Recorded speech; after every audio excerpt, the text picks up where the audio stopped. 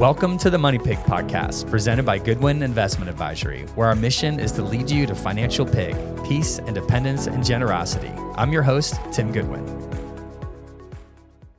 Hey, thank you so much for joining us today. Today we have the very special guest, Joe Beckford IV in the house. Thanks for coming back, Joe. Hey, guys. So I wanted to tell you, we love sharing about movies and shows and stuff that we like. And I've recently watched a documentary on clocks. It was about time. Wow. Have you watched any good documentaries lately, Time Joe? flies when you're having fun. Oh my goodness. Or wishing you were somewhere having fun. So not to put you on the spot, but to ask you a question I didn't prepare you for. Sounds like you're trying to put me on the spot. Share something that maybe the audience doesn't know about you, Joe. Something interesting. Something interesting about me. Came face to face with a grizzly bear once. Are you serious? Yep. I didn't. Scared me to death. Was that in the zoo? Alaska? No, in Alaska. Okay. In Alaska, where there was no partition between us. Yeah. Did you have bear spray on you? No. I had other stuff on me. Being that close to a bear, you can imagine. That was a joke. Man. Oh, gosh. Nobody gets tough around crowd. here. Tough crowd. Anyway, no. No, I did not have bear spray on me. It was just very quiet and tried to be as demure and look away from the bear as much as possible. It's what Ranger Rick told us to do in case you saw a bear, which I thought, I'm not going to see a bear. Oh my gosh. 20 minutes later. Yeah. Grizzlies are no Big joke, bull man. grizzly bear. Yeah. He walked off finally and got my composure back. Lived to tell the tale. And lived to tell the tale. Yeah. I saw your life flash before your eyes. I'm glad you're still with us, Joe. I'm glad. You versus the grizzly, and essentially you won, or I just have didn't to die. win. You just didn't die. We're grateful for that. We're grateful for that. Yeah. So this is part 2 of 2. We're going over. We're not going to do 3. No, I think we can knock it out hopefully today, because we're going over the 10 mistakes wealthy individuals make in their 50s before retiring. So in part 1, we went over 6 of them. So if you're listening to this or watching this, we're going to go over the other 4. So there is a part 1 to find. So let's go ahead and jump right in to, well, actually, before we jump right in, why does it matter to us to share this information with people? What difference does it make? I think it makes all the difference in the world. You know, a lot of times what I see is that we have clients who come to us in their 50s and they've been DIYers, and sometimes they really enjoy investing. Maybe they feel like they've been really good at it. Right. And they're about to face lots of different questions about Medicare and Social Security and can I retire now? Is it enough? Am I spending too much? And stuff they've never dealt with before. Right. So that, and I always tell people they are decision points that you could use some help with. And a misstep could cost you a ton, and making the right thing could make you a ton. Right. So there's kind of this inflection point in their 50s. And that's why we just want to get people hey, if you've been really successful monetarily and financially up to now on your own, that's awesome. Yeah. Great. You're smart. Yeah.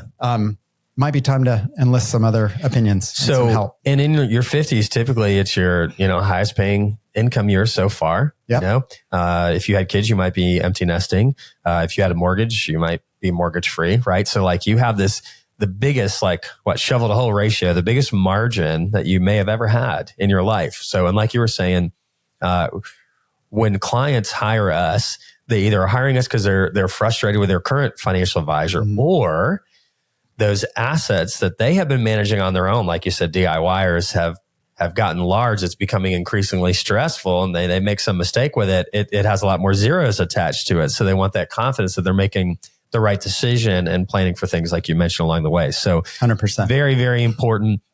In your 50s is typically when a lot of folks are hiring us, because they're having that question, like you said, can I retire? If so, how soon? And us trying to give them confidence in that decision that their money will outlast them is a big deal. So take it away, Joe. What's the first mistake that you want to address? It's really foregoing a retirement and financial plan. Look at that. Right on schedule there. It was almost like you planned it. Oh my gosh. So unpack that for us. Well, like I was saying, a lot of people have been really good at accumulating money. So a lot of people have been prodigious accumulators of wealth up to now, right? But now, okay, so what's the plan? Right. And I had a mentor one time saying, failure to plan is planning to fail. Absolutely. Right. So if you're not thinking about strategically, well, when do I take Social Security? When should I turn on that pension? Should I take the lump sum or should I not? Do I roll over this 401k? Do I not? Do I Roth convert? Do I not? There are lots of decision inflection points that you could use some help with. And if you just kind of drift into retirement and you do your 401k and you say, okay, I'm going to retire and I guess I'm 65. I guess I'll take Social Security. And I guess without intentionality can cost you a fortune. Absolutely. And ultimately that's what we're doing. Like we don't really make financial plans. We help people make better financial planning decisions. And the goal is that we're helping folks think through a bunch of different scenarios, and that requires that ongoing planning to think through those options, have the confidence we're doing it right, which generally that can help when you're talking to a professional you trust. Sure. All right. So what's our next one? Number 8 is emotional investing. Okay. What does emotional investing mean, Joe? Letting your emotions get the better of you, right? We're always bombarded. Everybody is bombarded with what's going on in the markets today. Market fell out of bed today. Yeah, everything's down.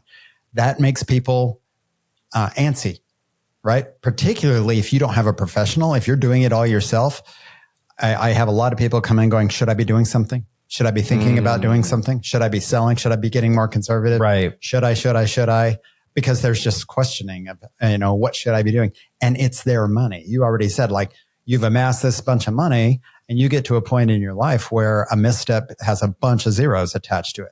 But it's not just anybody's money. It's my money. And so there's this emotion that comes into it. And one thing I tell clients is part of what you are getting when you hire an advisor is somebody who is not emotionally attached to that money. Like I am here to help you grow your money, help you preserve your money, help you take care of your money. I'm not emotionally attached to your money. Right. So we will make trades in your best interest without my heartstrings tugging at me because it isn't my money. It's interesting when you say emotions, because what I know is the case most of the time is that emotion is fear. Absolutely. And so the amygdala is the part of our brain that kind of is that fear response, making sure like, hey, I hear a storm coming. I got to get safe. I got to take cover. So unfortunately, I think sometimes our amygdalas are overreactive and in hyperdrive when, like you said, the real-time news is coming at us. Really only bad news sells. Not a lot of good news are giving you on the news. For sure. Right. And so if you're making that trade out of fear, that is a really surefire way to lose money generally with the stock market. And so we really want clients making wise financial decisions out of a sound mind, out of logic. When a client actually explains to you as their trusted financial advisor, maybe an emotional trade, they say it out loud. They're like, oh yeah, that doesn't really make sense. It's like Chicken Little, like the sky's always falling. It just changes names around here. Sure. King Solomon says there's nothing new under the sun. We always, this time's different. This time's different. A lot of times it doesn't end up being different. Yeah. And I mean, to that point, that's another reason, honestly, that's the reason I'm a client here. And I have my own personal retirement portfolios managed here. I'm not the one listening to the news and going into my portfolio and making trades. I trust that to the process. I think that's great because you want to put something in between you and your money that's not just emotions. Absolutely. Like there's got to be some filter in between you and your money, especially when it's that long-term retirement planning. Yeah. I mean, emotions are powerful. And just because I'm an advisor and I know better doesn't mean I'm immune to the feeling. Right. Right. Yeah. Same. And that's why I have a process. I'm holding myself accountable to a trusted process to make it happen. So earlier this week, we were in a meeting and I said the term irrational exuberance. Then you kind of laughed because this is an old, like, that's the old Alan Greenspan thing. Yeah. Quote, old Fed chair. So for a while. So what does that mean? Irrational exuberance. Does that relate to the emotional investing you're talking about? Well, it certainly can. I think in the context when he used to use it was like, even though things aren't great in the markets and things aren't great in the economy, the market seems to be doing fine and not paying any attention. And this won't last forever kind of thing. I think that's kind of the opposite of what we see with clients a lot. It's what you said. It's not the irrational exuberance. It's the irrational fear. Okay. And I mean, to your point, bad news sells. And there's a lot of fear mongering out there and that gets people to action. Absolutely. Absolutely. A lot of times the wrong action. Don't make that mistake. Find somebody you trust, commit to a process, go at it for the long term. So it's funny when the stock market goes down, I'm always like, hey, well, that's going to keep us in business longer. You know what I mean? Because it's just hard. It's hard to stay in on your own when you see the value declining, unless you're with somebody that says, hey, this is part of a plan. You know, volatility can be expected. Over the long term, we'll probably be okay. Mm-hmm. All right. So what's your next item there, Joe? Item 9, neglecting diversification.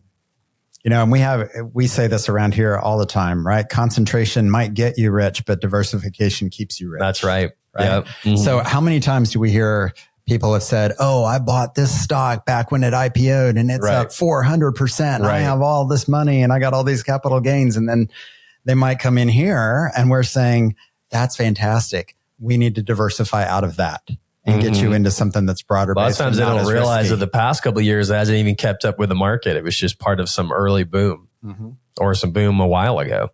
And if you look at any individual stock, the best stocks that drive the S&Ps, if that's what your portfolio is in, you are much more volatile and much more aggressive than we would have, even in an aggressive account. Right. That volatility can really wreak havoc. You could never know outside of your control, like these accounting issues that come out or whatever. Like there's no way you can plan for everything with these individual stocks.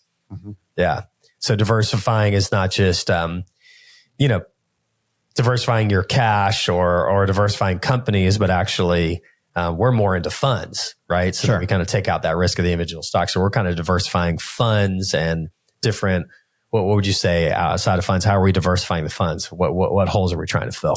Well, I feel, we basically cover the whole stock market, but how do we slice and dice it, right? So we want to make sure that we cover large, we cover mid, we cover small, but then we further delineate in between what's growth versus value. So we've got levers that we can move, as things are moving in the economy. So you're not always going to be in all large cap growth. You're not going to be in all small cap value either. You're going to have a spectrum, but it's not just going to be an index either. It's going to be a really intentional weighted approach that we change as market conditions change. Yeah, absolutely. Absolutely. That's great. All right. Anything else on the diversification? I think we also just encourage people to not have all your eggs in one basket either. Like I've had clients come and say, wow, I'd love to hire you, but all my money's tied up in real estate. I don't want to change that. Well, okay. Maybe you have a diversified portfolio of real estate. You've got 3 rental houses and 1 building, but you have no stock and bond portfolio. You have no pension. You have nothing else. Yeah. Now all your eggs are in the real estate basket. And so conversely, I wouldn't want all your eggs just to be in I have nothing but Apple stock. Well, that's a super risky move as well. So we just encourage people to have diversified assets across multiple classes. I love it. That's great. That's great. All right. So we to our final one here. Yeah. Okay. We have a drum roll. All right. Joy to the world. The last one of the 10. Everybody's been waiting for this moment. And then there's no more songs. It'll be awesome. The last one is failing to consider estate planning. Oh, okay. Okay. I can't tell you how many people don't want to have that conversation. People don't want to deal with their own mortality. Yeah. Right. I find that being the biggest thing. There's also the round to it. Like how many times have we said, well, I just haven't gotten around to that. So we give them a little round to it. Like, here you go. You got no more excuses to get that done. I had a meeting just a little bit ago with a client who, I said, I don't have a copy of your will on file. And he said, yeah, I haven't done that. It's funny. There's nothing to copy. It doesn't exist. It's in my head. He's married, been married for years, has children. Oh, wow. Some are minors, some are older. And I think, wow, you have been dodging a bullet all this time, honestly, to not have your estate documents put together. And I think a lot of it is nobody wants to deal with their own mortality. Yeah. The weird thing that I get when I mention that to people is, I don't want to make that decision about do they pull the plug on me or not. I don't know how to make that decision. And then I tell them that isn't your will. That is a different decision. That's a living will, an advanced health directive. Yeah. Super important. You should have that. That's a love letter to who's left behind, honestly. That's a good way I to think say it's it. super important to do, but don't let that make you not have a will. Yeah. Have your stuff buttoned up. I mean, how many wealthy, super famous people have died recently without a will? That's crazy. Prince? No will. Yeah. That's crazy. So that's really interesting that you brought up the mortality aspect, that talking about death or talking about pain. I think there's also other reasons why folks don't do estate planning. One is like they think there is a big cost associated with it, or that the documents are going to be very legal and very confusing, and so it's like it's confusing, it's costly, it's decisions I don't want to make. And so when it comes to estate planning, what do you recommend? What would you recommend for folks listening, watching? Well, it depends on the state you're in. Okay. Right? Because when you pass away, if you don't have a trust, you're going to go through probate. And probate is easier in some states and harder in other states. In Georgia, it's not terribly hard, but probate's a public process. So you're going to go to probate court. Maybe you don't want to go to probate court. If that's the case, then maybe you need a trust. So we do counsel clients like, maybe you should consider a trust for this reason. Right. Your particular estate might not be so complex, so you should do a will. But everybody should have a will, an advanced health directive, and a durable power of attorney. Yeah, absolutely. Yeah, at least those things. To go back to the trust, there are situations where it makes a lot of sense. If you have out-of-state real estate, if you got a blended family, special needs kid, those are definitely reasons to consider the trust. Or like you said, you live in a state that doesn't have a super friendly probate process. I think one of the other things is, we're all about like cost savings and keeping fees down around here. For a long time that we would recommend that people went online to do these basic estate planning documents. And because they can be very inexpensive, Yeah. And what's the problem with that? The problem is they never finish. Right. They never finish it. They don't do it. They might even get started, but they don't finish. It's like, hey, I worked really hard today and maybe I ran the kids around or whatever, did a home project and I sat down and, do I want to, crack open the computer and, maybe I'm married, I got a significant other, sit down with him or her to figure out all these questions. Like, you're like, no, I'd rather just watch a show or, just catch up. And so it just isn't what your brain wants you to do is with your margin to go finish your estate planning documents. And a lot of times you get stuck on the question, like to pull the plug. Right. What about a successor trustee? Where am I going to give my money away? So I really think it's valuable to try to find either like a lawyer that, so a lot of times your employer might offer that benefit. Right. Sure. There could be a benefit with your employer to cover some basic estate planning documents. If not, I would get online and make the decision like a lot of us do and try to find a local, well-rated estate attorney. Just be careful that they've got a good reputation. Sometimes they might be more likely to upsell different things that may not be necessary. But like Joe's saying, I totally agree. Everybody's got to have that basic estate planning document. The trusts aren't always necessary. So you got to make sure, because that brings cost and complexity. You just got to make sure that the juice is worth the squeeze. Like, I'm getting a trust and it's worth it because of X, Y, Z. And what a lot of times people do, even when they get a trust, it's like they built a fence. They built a fence and they never put the animals in it. They got this great fence, but they didn't put any of the cows. They didn't put the dogs in there. They didn't put the chickens in there. And those animals are your assets. So you can make a trust, but if the intent of the trust was for the house to be in the name of the trust, you've got to do a quick claim deed on the house and change it to the trust, right? Right. The beneficiary or the titling has to change so that the assets actually go inside the fence. They go in the trust. Otherwise, the trust isn't funded. Then it was just a big waste. Right. So that's one thing, honestly, that sometimes people don't hire us thinking, oh, this is why I'm hiring us. Right. But when we come alongside them and make sure that those documents get done, and if they do the trust route, to your point, like, okay, did you file the quitclaim deed at the courthouse? Right. Did you do this? Yeah. Did you do this? That hand-holding of taking the obstacles out of doing it, to make sure that it's done the way that they want. Well, I think that's a great reminder because we're all certified financial planners here at GI. To be a certified financial planner, you get very highly educated, whether you want to or not, in a couple of different areas. One of those obviously being investments and financial planning. Then it goes on to retirement benefits. And then you've got insurance, you've got taxes, and you've got estate planning. And so even though we're not going to be doing those estate planning documents for our clients, we can be a second pair of eyes. We can be an encouragement. And we can look at those. We love getting copies of our clients' estate planning documents. One, just to make sure they would hold up. We've had situations where clients didn't realize they didn't sign the will. They provided it. It wasn't signed by all the parties. There's been situations where it's not complete, and we would know that would stand up in court.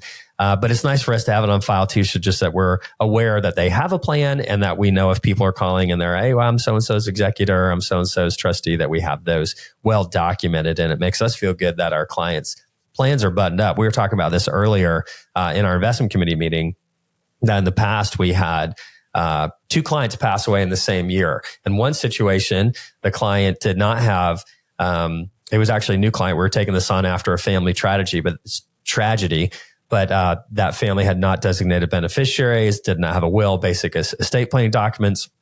And that took almost a whole year to get that money to the beneficiaries. The other client that lost her husband prematurely was super sad. However, they had been clients for a while, and we had updated everything, and things moved into her name within like a day or two. And so that's another reason why this is just like you said, the I love you letter, it's the healthcare directive. It's a love letter, yeah. It's showing your heirs, your beneficiaries, that you love them because you button this all up. So to kind of land the plane on all these 10 things, I think one of the essence behind this, the motive behind this, is to really encourage people to plan, to be intentional about things like your estate planning, of diversification, of emotional investing, right? Of doing financial planning, being intentional to plan. We had Reed on here earlier. He used to be the audio only podcast host, and they get together to do their intentional take over the world planning or whatever, right? World domination planning. That's what it is. Yeah. So, but he was laughing because he's like, we don't always hit the right numbers, and we're not perfect. I'm like, yeah, but you're intentional. You're making a plan, and that is what sets you apart. That's why those that have and those that don't, that it widens over time, because somebody's figured out how to be intentional and to move the needle and make progress. And I think that's what a lot of these mistakes are encouraging people to do, is to be intentional and thoughtful and think ahead about this and make a plan. It'll be better when you get there. Yeah. And don't let perfection be the enemy of better than where you are today. Yeah, exactly. Right? So you don't hit the mark. We're all human. That's okay. But be intentional and just have a plan. Yeah. And remember, plans can change. They do. Because life will happen. Got to just keep meeting and keep planning. Exactly. Yeah. So that kind of gets down to the essence of what we do, is remove that financial anxiety from our clients to help them make ongoing financial planning decisions. We're just trying to guide them, give them different ideas so that they can consider everything, make the best decisions. So, thank you so much for coming in. Always so great to have you. Yeah, as we sign off, I love to give us an opportunity just to share things that we're grateful for. So maybe while you're thinking about that, I'll share mine, which is really, really funny. But I've always wanted exterior illumination around my house. Okay. All right. You're shaking your head, Okay. Angela's our producer back here. Yeah. She's like, yeah, it's just like, and Angela's got a beautiful house. We have a beautiful house, but you drive up to it at night, you don't know, is my house still there? Nobody gets to see this house, not even me at night. We got to turn on these spotlights, but that's only going to throw a light on the driveway. So, we finally saved up. We finally bit the bullet, and actually had some exterior illumination. And I don't know, why. I don't know why I like this so much. I literally taking pictures of it. Last night we hosted a small group. So we walk outside, and a couple of people know that I'm kind of excited about Tim, let's go see your exterior illumination. I'm like, this looks good. So anyway, I don't know why that's so funny. And I think that's probably a little weird, but I was very excited that the lighting makes the house look so pretty at night. What about you? What are you grateful for? You got any exterior illumination at Casa de Beckford? I do not have exterior illumination, which I would really like. Yeah. Just talk to your boss about a raise. Maybe I should talk to him about that. You know what I'm excited for? Let's go. College football. Oh yeah. Come on. Yeah. Yep. Some good times. Yep. I know. Tailgating and, senior kids. I've got a daughter at Clemson, so I've got a great place to go see really fun games. And I'm go Dogs. I know you didn't just say that. Ouch. Anyway, I'm looking forward to a good season of college football. Awesome. Again, yeah, that's just a blast. It's a good way to connect with my daughter, and it's outside with people. And yeah, it's just super fun. That's awesome. Yeah. Well, thank you. Thanks for coming. Yeah. Thanks for having me. And we will have this, the top 10 list as a downloadable guide. So if you look in the show notes, you'll be able to download this guide. And if you want to learn more about us, check us out at gotoinvestment.com. Thank you for tuning in to the Money Pig Podcast. We hope you enjoyed today's episode. To stay updated on new episodes, be sure to subscribe wherever you listen to podcasts. If you found value in today's discussion, we'd greatly appreciate it if you could leave a rating and review. If you have any questions about the topics we covered, feel free to visit us at goodwinvestment.com and reach out. This episode is produced by evance.net. This podcast is provided for informational purposes only and should not be considered as investment advice, a solicitation to buy or sell any financial products, securities, digital assets, or other investment vehicles, nor as a basis for making any financial decisions. Goodwin Investment Advisory is a registered investment advisor with the SEC, CRD number 131193. Please note that the host and or guests may personally own securities, digital assets, or other investments mentioned in this podcast. Investments carry risk and are not guaranteed unless stated otherwise. We strongly recommend consulting with a qualified financial advisor, tax professional, insurance professional, and/or legal professional before implementing any strategies discussed in this episode.